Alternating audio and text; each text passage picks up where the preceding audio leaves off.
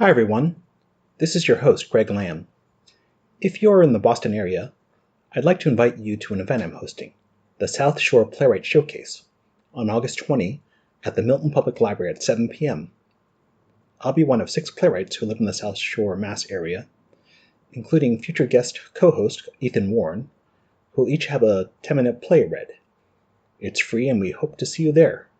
For more information, see the link in the show notes. Boston Podcast Players is supported by a grant from the Bob Jolly Charitable Trust. Boston Podcast Players. The story thus far. Cast of characters. Empress of An Rome. entity or demon. A run-of-the-mill Polish guy in his 40s. Setting. In a small hut A in the long city of forgotten Beijing. era that lives both in the Act past. 1, We Scene 1. create the possible. world with the stories we tell about Act 1, ourselves. Scene Because 2. Steven, he could Act be anywhere, 1, right? Scene 3. Don't give up the ship! Cannon fire. Bianca pushes the stop button. The end. Welcome everyone to Boston Podcast Players, Boston's virtual podcast stage for new works by local playwrights. I'm Greg Lamb, the host of the show, and today I'm joined by today's guest co-host, Sierra Grabowska. Sierra, welcome to the show. Thank you for having me. Tell us a little bit about what you do in the Boston theater scene. I am an actor, director, fight choreographer in the area. I've been in Boston for about 3 years. Most regularly, I perform with Shakespeare in Davis Square, but I've also acted and directed in quite a few productions in my time here. Are you actually drunk one doing Shakespeare, or is it sometimes there's one actor who is selected to be drunk during the performance, and the rest of us have to struggle to keep the play on track while they cause chaos. Well, that sounds like fun. Yeah. So what is your history with our featured playwright, Sophia Koevary? So I met Sophia while I was doing the TCSquared Directors Lab, and that is kind of run coinciding with the play lab that they do. So they kind of pair up directors and playwrights while the play is being written. So I had the opportunity to hear Sophia's work while it was still being created and was really drawn to it from the beginning. I think she writes fantastic characters, and as a kind of actor-director, that's really what draws me into a play, is how much there is to work with the characters. And I think these characters that we see in this piece are so complicated and flawed and human. Now, the play we're featuring today is called Dropout.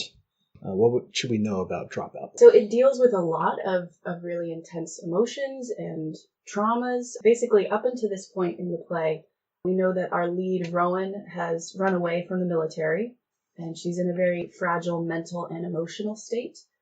She's returned to her childhood home and her father, and we quickly learn that her mother died right before she enlisted.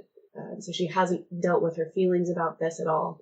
And we learn that she's on the run from army officials because she's deserted. So the scene that we are about to hear, we finally learn why Rowan deserted, kind of everything that built up to her current emotional fragility. It's toward the end. Mm-hmm. Okay, and with that, we'll listen to our excerpt of Dropout by Sophia Koevary.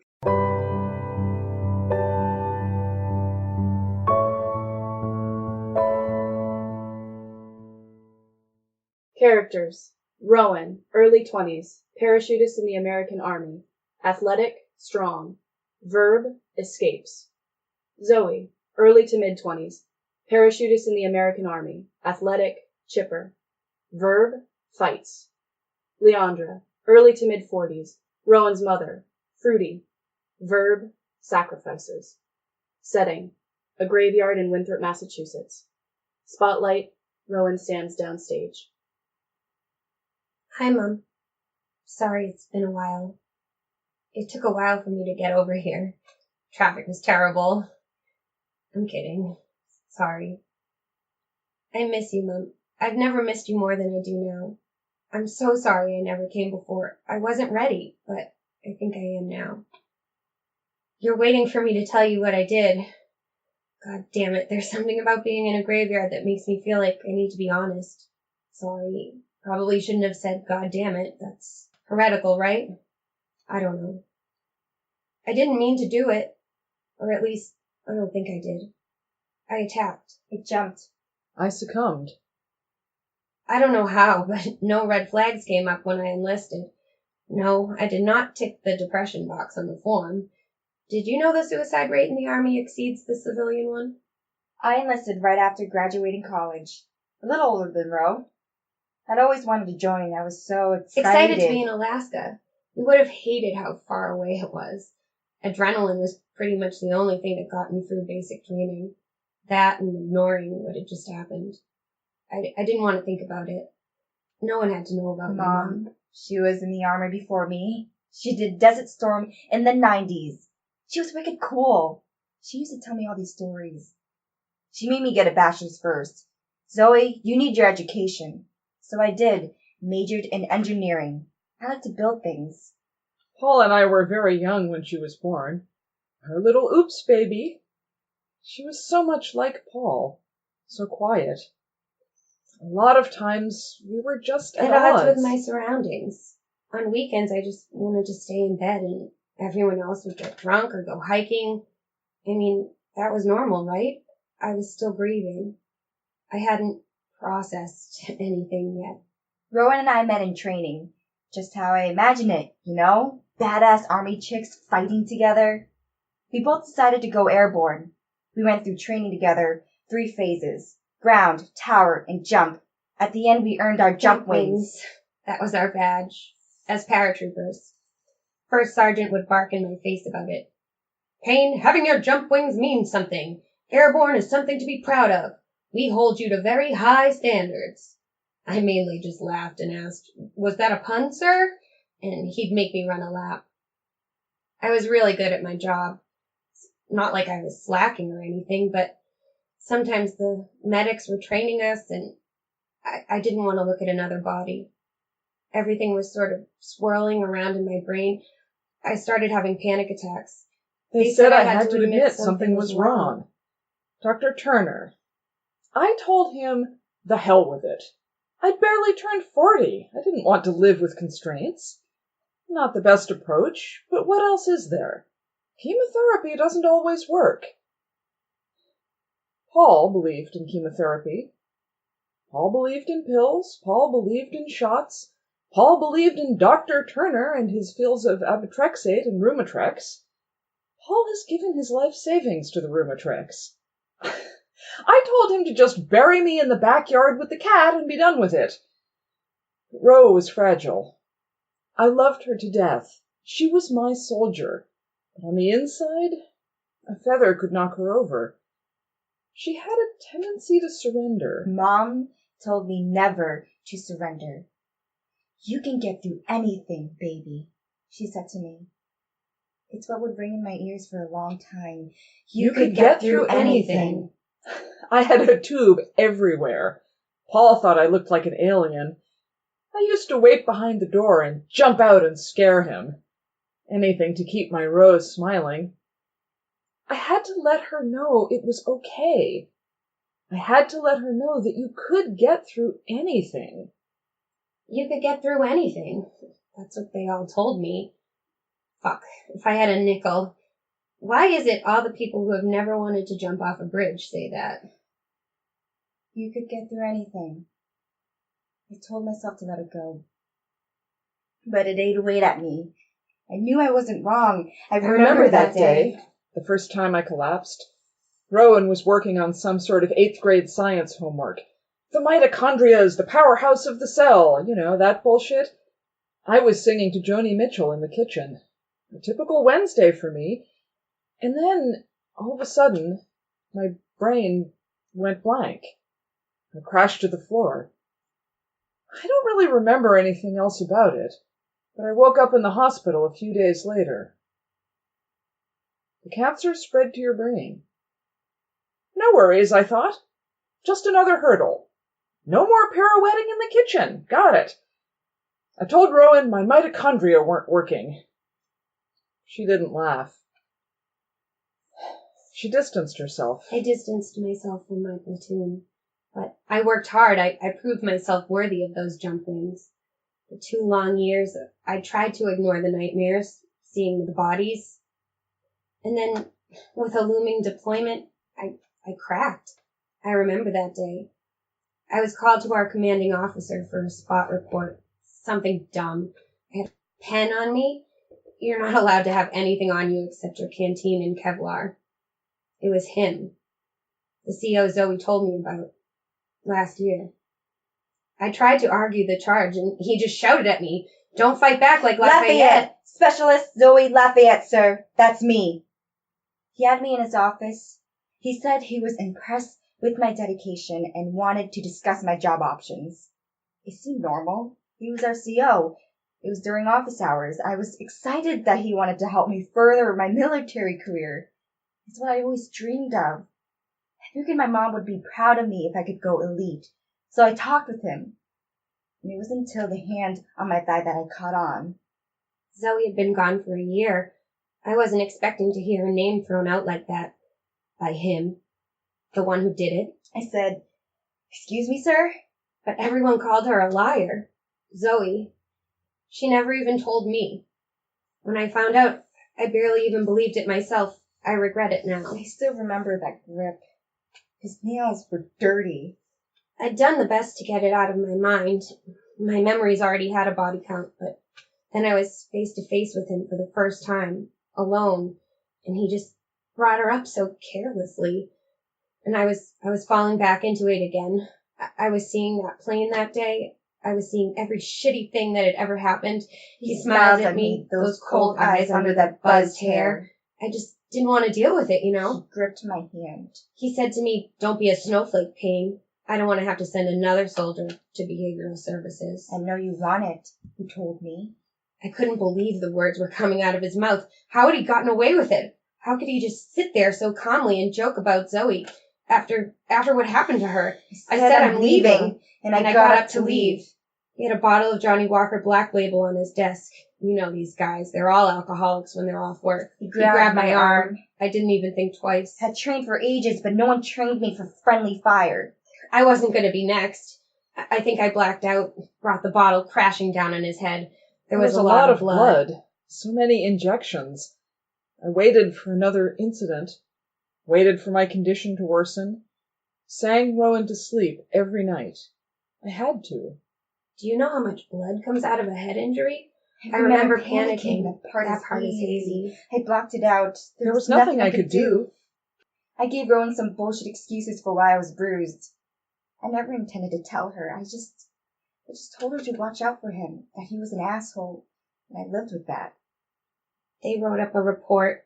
Apparently another soldier saw it happen. They took him away. I didn't know at the time if he was going to make it. The worst of it was that no one believed me. I told another officer, someone higher up.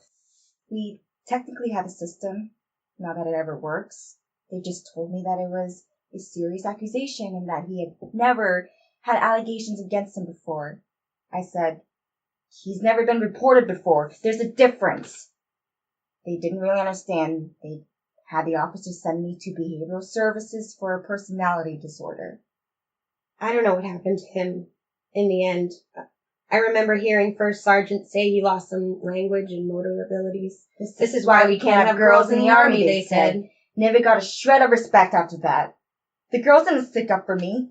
They said I made Army girls look weak. And how were we ever going to be the same level as men if we were going to pull this bullshit, etc., etc.?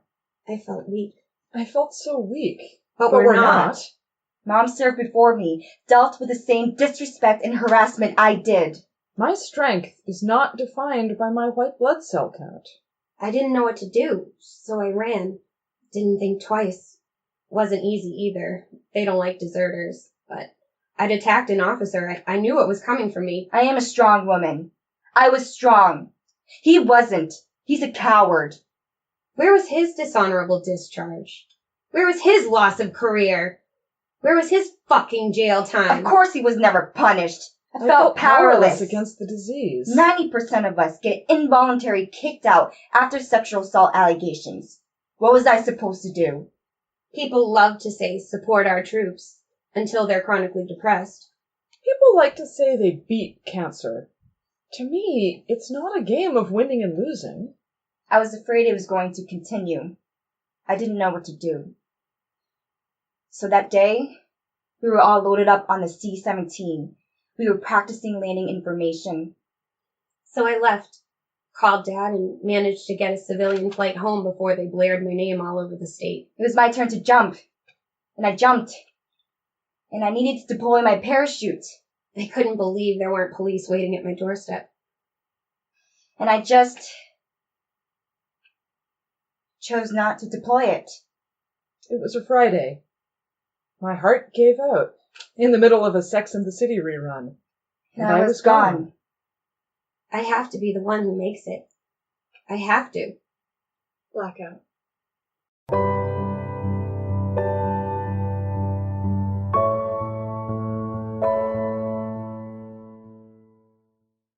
Our featured playwright is Sophia Koevary, an actor, designer, model, improv comedian, and playwright whose work has been developed by TCSquared's Playlab. Sophia, welcome to the podcast. Thank you for having me. Now, you were recommended to me by past guests from Season 1, Mary McCullough, who I assume you met through TCSquared, is that right? Yes. What was the development process of TCSquared like? I was great. This is first experience with playwriting was with this play, so I was sort of sitting in my little writing den at home typing away and then really had no clue how it would sound to another audience. So being involved in TCSquared was super, super helpful, both in hearing my play read aloud and also just sort of sitting in on other pieces read and seeing how things translate from page to performance. I was part of their play lab twice, started writing through them and had a number of pieces go up through their festival, which is how I met Sierra. Dropout actually also went through a full table read last year as well. So you have heard the whole thing read aloud? I have finally heard it, and I noticed all the problems with it afterwards. Isn't that always the case? Yeah. Now this play has a lot on its plate. We start listing them. We have post-military life, mental illness, grief, PTSD, suicide, and the echoes of the Me Too movement. And what I think is a really accurate portrayal of living in a small Massachusetts town where everyone knows one another. It's a lot, but doesn't seem overstuffed. So what was your way into the play? How did this begin for you? That's quite a laundry list of terrible things. This play started personally after my own mother passed away. I had a lot of feelings about how to handle that and not really knowing what to do. And so it sort of led me into what I know best, which is theater. And I decided to write about it. And the idea specifically about this woman who's a paratrooper came because me and my brother were sort of driving around one night, both trying to process, our mother passing. And he's a pilot, and so he knew this really great spot where sort of in Winthrop you can see the planes going overhead because it's so close to the airport. And there was something in that imagery that was really striking to me, both in just sort of looking up at the sky instead of down at our own problems, but also what it might mean for someone to have that imagery their whole life and always be kind of looking towards the sky, but also what it means to jump out of that and kind of being down in the muck with everybody at the bottom versus flying in the sky. And so that gave me a lot of good imagery to work with, and I just kind of started writing from there. I think I know that place in Winthrop. It's a little park. Yeah, the little park. Little wooden tower. Yep. You know the spot. I know the spot. So you found the kind of lens through the army is how we kind of see these characters, obviously Rowan and Zoe in particular.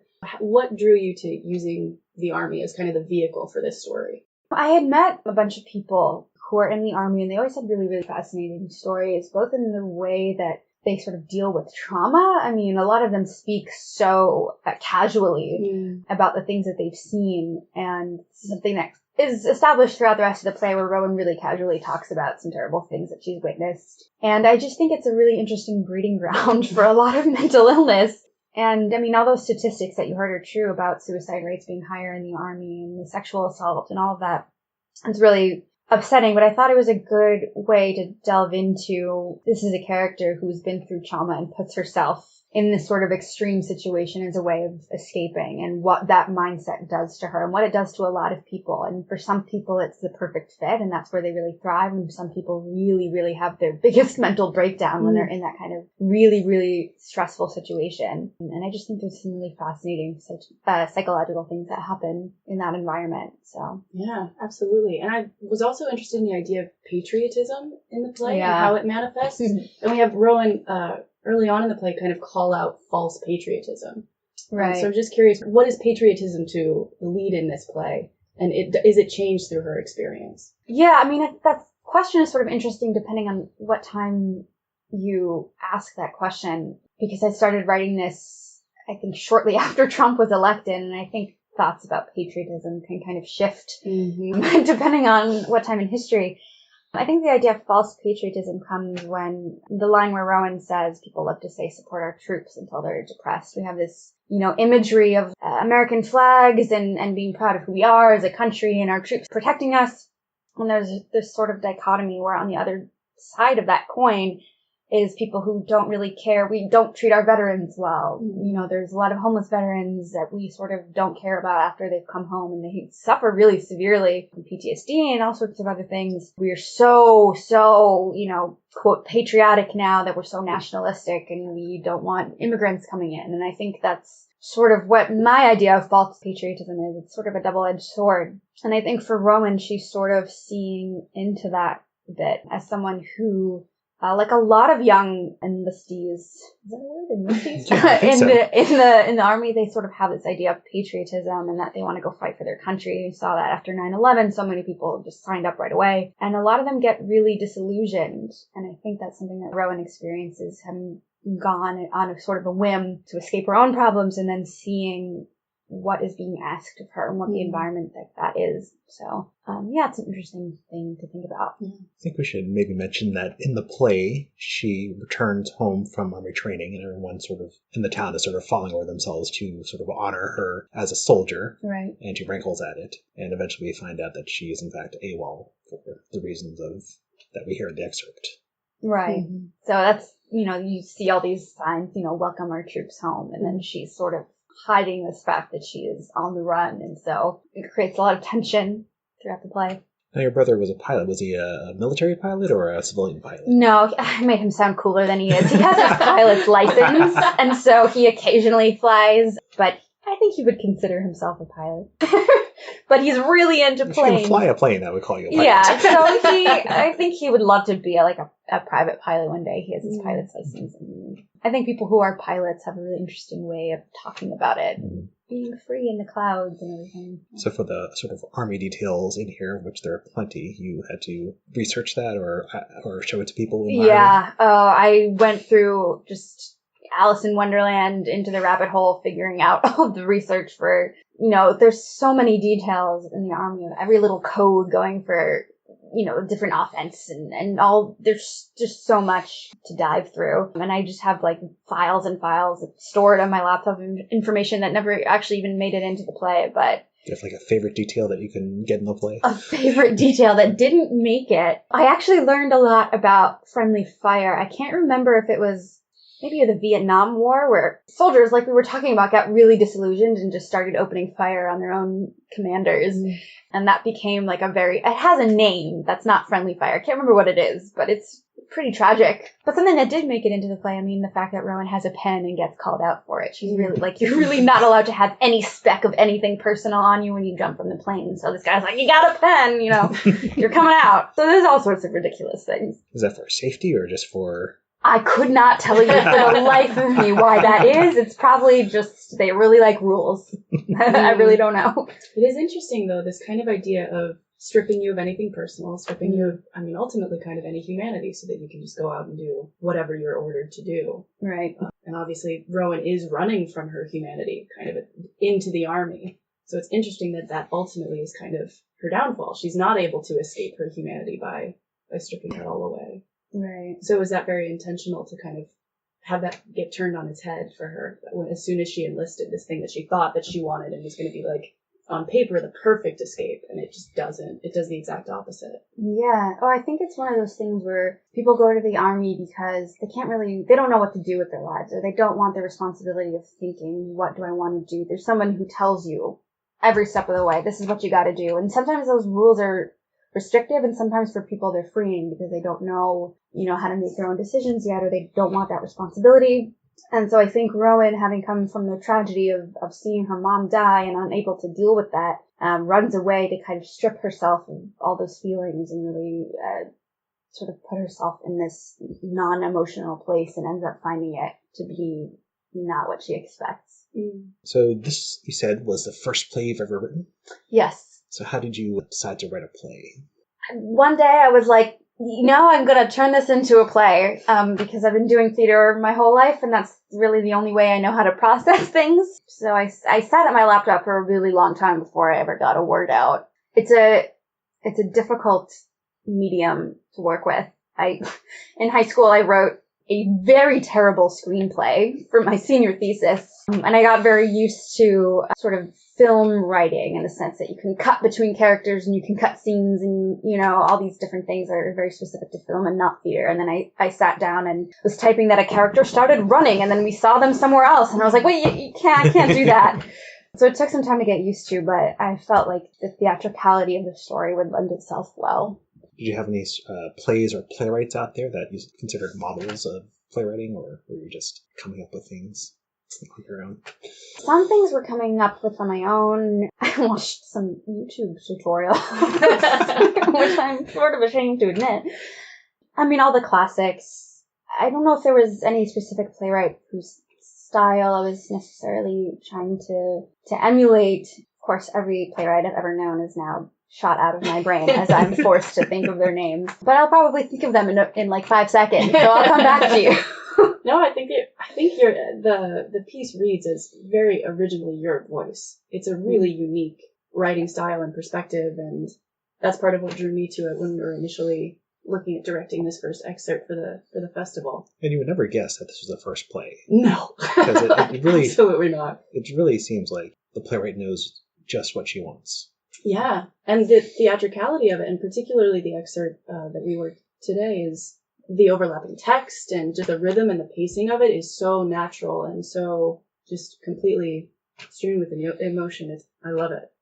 I think something that's interesting to me that we didn't get to hear in the excerpt today are the 2 male characters. So we have this play with 3 incredibly strong but very flawed and complicated female characters. But we do also have 2 male characters early on in the play, Rowan's father and her best friend growing up, Ben, who are pretty equally flawed. But what I love is that they are not stereotypically masculine. And so I wonder, kind of, did you come to your characters with that determination already? Like you didn't want to have stereotypical femininity or masculinity in the play, or was it just kind of a natural progression? I mean, honestly, I just tend to think that people are so much more complex and they're not easily fit into boxes.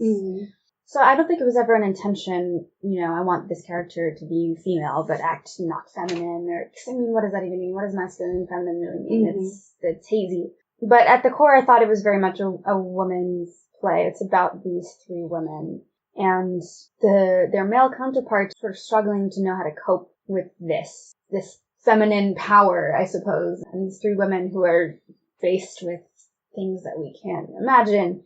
To me, it's never really been about like trying to pin people down into masculine or feminine. It's just seeing people, all colors, all threads of who they are. You sort of realize throughout the play that Rowan's parents are sort of very different. Her mother is the one that's got all the spark and all the joy and sort of runs the household, and her father is sort of blindly in love with her. And when she's gone, he really has no idea how to take on the role of a father because he's sort of always relied on his wife. And that's sort of maybe something we don't see a lot, that maybe we always imagine sort of a patriarch who's commanding everything and has the presence, and the wife just kind of goes along with it. But I like to play with stereotypes and kind of bend them in different ways. So yeah, it really comes across. And I particularly love that we hear from Leandra, the mother, throughout, and it's never really through Rowan's eyes. It's very much we get to see Leandra as she was, which I feel like it would be really easy to slip into the trap of just painting this kind of perfect mother figure from Rowan's perspective, but instead we see her as the flawed human being that she is. Yeah, that was one of the most interesting parts of the play for me, is where Leandra kind of got to come in the middle throughout and tell her story in different ways.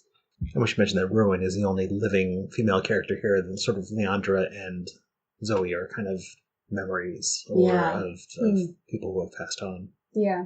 I just wonder, was that kind of a conscious choice as well? Is we want to see Leandra as her own independent person as opposed to specifically just Rowan's mother. And I also think it's interesting, we do hear from Leandra at one point talking about Rowan's dream to be in the army and to fly. And so Was any part of Rowan running off to the military a hope to kind of please her mother still, or was it more an escape, would you say? Wow, a lot to unpack. In regards to the reasoning that she ran off, I see that more as an escape. That maybe she always had this inclination, as a child watching planes go by. Oh, like, mommy, I want to look at the planes. That maybe it was an inclination for her. Maybe we talked about in Playlab, maybe she's got a military history in her family. It tends to, go through generations. But that the direct enlistment is a response to her emotional state. Freshly graduated from high school and, watching her mother pass before her eyes. So, remember your first question? Just kind of how we see Leandra as this independent woman as opposed to purely the label of kind of Rowan's mother. Right. Well, I think that's something else that lends itself well to theatricality instead of, more traditional storytelling, is that, she's not merely a memory. She's not in a dream that Rowan's having. She's getting a chance to tell her own story, because I think it is really important that these three women are the through line throughout the play. And it's not just a sort of a family drama about Rowan returning home and, dealing with life. That's part of it. But also that these three women are here and they've had sort of very different experiences, and how Rowan is going to either follow or deviate from their experiences. So having the mom be there was really important. And again, personally, having a mom who dealt with cancer, it was also a way for me to sort of give her a voice, even though she's very different from the characters, not based on her. But oftentimes I think we hide from people who are ill because we're too scared of dealing with it. And I think it was important for her to have a voice, and also a voice that's sort of a little bit shocking. She's like, bury me in the backyard with the cat. Like, I just want to live my life, and, making jokes about it. And that's sort of, I guess, a way for me personally to cope with that, but also just a voice that we don't normally hear, I think. Seeing as you two have worked on this through this development stage, how has it developed from when you first encountered it, Sierra, to now? A lot of it, the skeleton, the bones of it have been there from the beginning. I talked about the pacing earlier on, and that has been there from the beginning, really. The development I saw was far more kind of very nitpicky details and very precise, and we would have rehearsals, and I would think, that was brilliant, and Sophia would be like, I have so much to change. I literally just heard things in this reading, and I was like, that's so wrong. But I think it's wonderful. Like, what's on your to-do list? So this scene was originally set in a church. So in the very beginning, she says, something about God or God damn it. And then she's like, oh, wait, that's heretical. I'm like, that makes sense because they're in a church. And now I'm like, oh, well, she's in a graveyard now. That doesn't make sense. And it's like on my mind. I need to go home and change it right now. So if you read this in the future, this may be set in a church. Yeah. This is the old version. The other thing I would kind of like to bring up is that there is no right or wrong way to deal with grief or trauma, and that comes through so clearly in this. And I think it's such a wildly mature approach to grief. And we see it in many different ways. Obviously, we see approaching something as extreme as suicide and cancer, but we also see things like homophobia in her childhood friend Ben having to deal with homophobia from his grandmother. And I just think it's so fascinating to watch all of these different characters have no guidelines for any of the situations that they're thrown in. But we do have this through line, particularly in the scene we read today, you can get through anything. And I love that that's something that we tell ourselves constantly. And I would say as women in particular are held to that kind of high standard, that kind of impossible standard of there's nothing you can't get through. So was that idea of you can get through anything there from the beginning for you? Or did that kind of come up with these three women? I think that's a good question. I think it sort of came up more as I was writing. I think the danger with writing about these subjects, there are many, one of them being that you don't want it to sound too preachy, but also, one person's experience with suicide or grief is not representative of everyone's. And what these particular characters, what their choices are not necessarily reflective of the right or the wrong answer. It's just what they specifically did. And I think throughout writing it was this thing just echoing in my head of, Rowan has to be the one who makes it. She says, I have to be the one person in this line that makes the choice to live, whatever that means, if it means I have to accept my circumstances or fight them, whatever it is, I have to live. And that's, I think, a difficult concept to grasp. especially when you're dealing with characters who have been through such traumatic events. You know, the will to live is something that you can't really fake. You know, that character has to earn that. And I think it took me a while writing that to make it a reality instead of simply just, you know, a mantra to echo like women. You know, I've gotta be perfect all the time. I've gotta get through it. I can't show my emotion. I have to just do it. And it took a while to get to a point where I was like, no, that's, without being preachy, that's what she has to do. Yeah, that was something else that drew me to it personally. Was I had an experience with someone committing suicide relatively close to reading the first version of it. And then while directing it, felt myself kind of projecting a lot of things onto Rowan, and well, I was angry, or I was what have you. And what I loved is the actress who played her the initial time around really found her own voice. And so I think it's really beautiful that we all have some kind of connection to one or all or many of these traumas that these characters are facing. And I love that not only do the characters themselves find different ways that they can handle it, but we as audiences can then see that and recognize that, oh, well, I might have handled it the way that Rowan did, but, you know, somebody else could have the exact same situation and handle it completely differently, and there is no right or wrong. Right. I like to deal in gray areas. That means I don't have to make decisions. Pretty good strategy, I think. Yeah. So let's see. As this is your first play, what are the other plays that you might be working on now in the time since you've at least completed the first draft of this one? Yeah, so actually recently I started working on another play called Guppy. The scene of that will actually be read in the next TC festival coming up, which is about women in prison. I love really happy topics. And it's about women who are there for various reasons, but specifically on the topic of abortion. And it's a very funny play, but deals with something that is unfortunately a very real issue right now. So, again, I like to sort of mix the comedy and the tragedy as much as possible because everything involves both, I think. We're recording this shortly after the Georgia decision that you might remember, or the Georgia law that got passed, which puts Roe v. Wade in jeopardy in that state to a bigger degree than usual. Yeah, very unfortunately very topical. Unfortunately. Shame to be relevant sometimes. Yeah.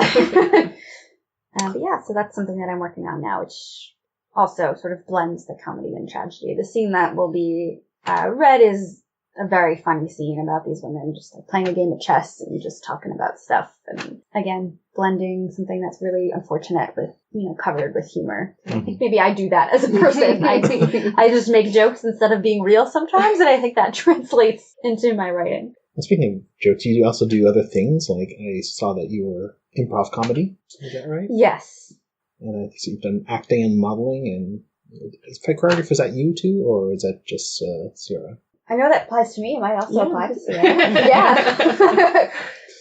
Do any of these things sort of bring it into your writing as well? Oh, yeah. I mean, you see all sorts of weird things and crazy. Like, modeling I only really do as a sort of a side thing, but man, like, the types of people that you meet there are just, they're characters, and they don't really realize that they are. So that definitely, like, sometimes I'll, like, you know, I'll have a photo shoot with someone and they're just nuts, and then I'll be like, wait, I gotta, like, scribble that down, because, like, no one will believe me if I say that somebody said that thing.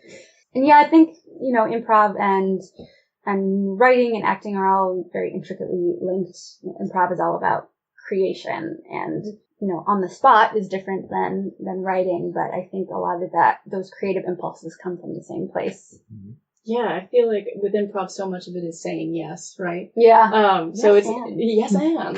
So it's interesting, though, to consider it as a writer, then, when you get blocked, how do you say? Yeah. How do you continue to say yes if you feel really stumped? Was there a character that you really struggled to find a voice for in this piece? Yeah, I would say the father character was difficult for me. I had to assure my own father several times that it was not based on him. But I mean, in a play where everything comes from dialogue, even a character who's very quiet has to provide something, right? Because you don't have the benefit of, you know, a screenplay or something else, or a book where it's, you know, narrator is telling us what everybody's feeling. He has to express himself, even if he's not a very expressive person. And so that was definitely a struggle. You know, how do I convey? I know a lot of that is in the actor too, in those silent moments.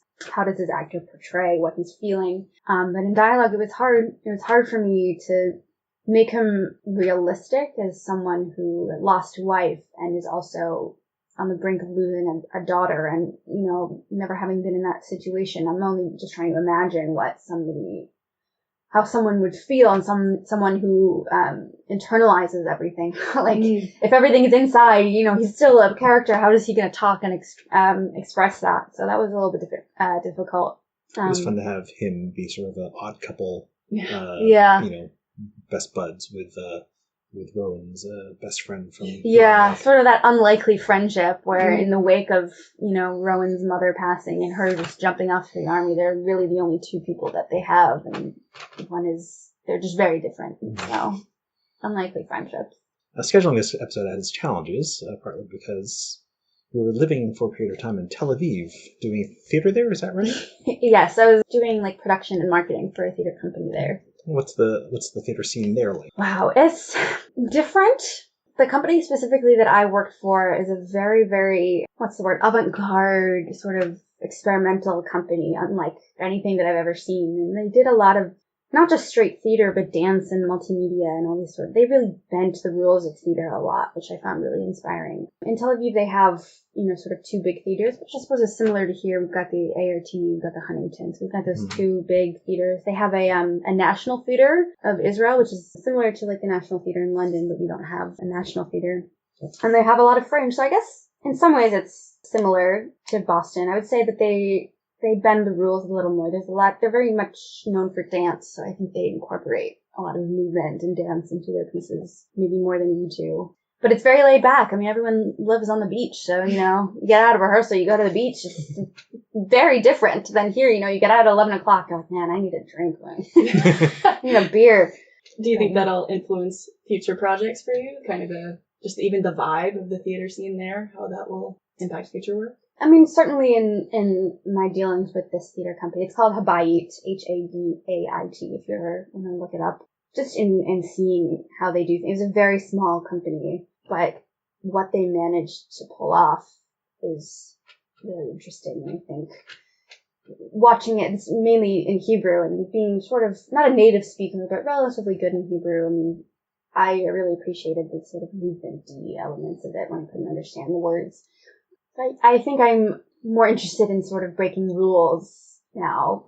That's something that they do really well. Now, one question I always like to ask is, what would be the ideal phone call or contact you would like from someone listening to this episode and wanting to get in touch with you? Please hire me for everything.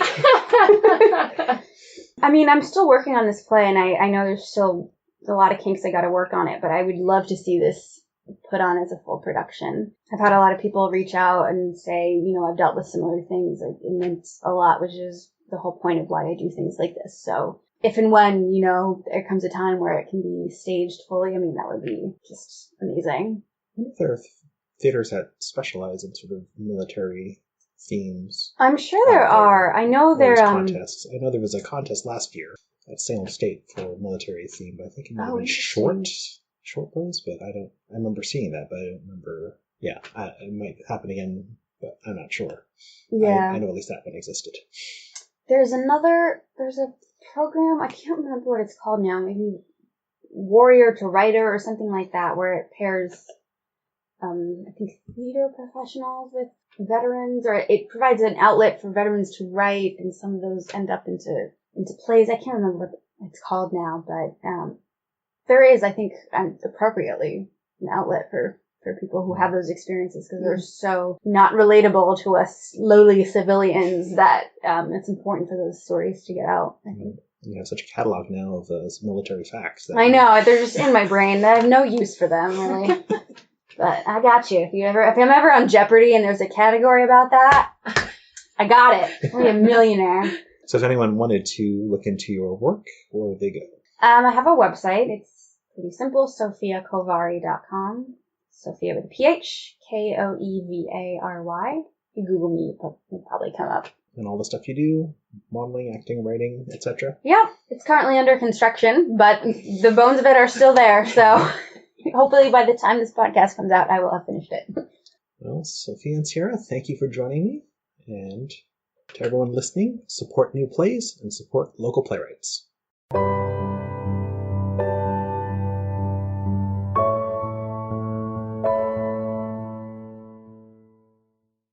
Dropout was written by Sophia Koevary.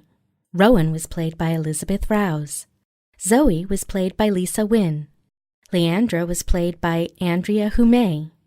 Stage directions read by Sierra Grabowska. This piece was directed by Sierra Grabowska. Follow us on Twitter at BossPodPlay and on Facebook. Please rate us on iTunes or your podcast player of choice. You can support us on Patreon at BossPodPlay. Our theme was composed by Thomas Deus, thomasdeusmusic.com. Additional music by bensound.com. Other than yourself, do you know of a Boston area playwright who you'd like to be featured on the show? Let us know at bosspodplay@gmail.com.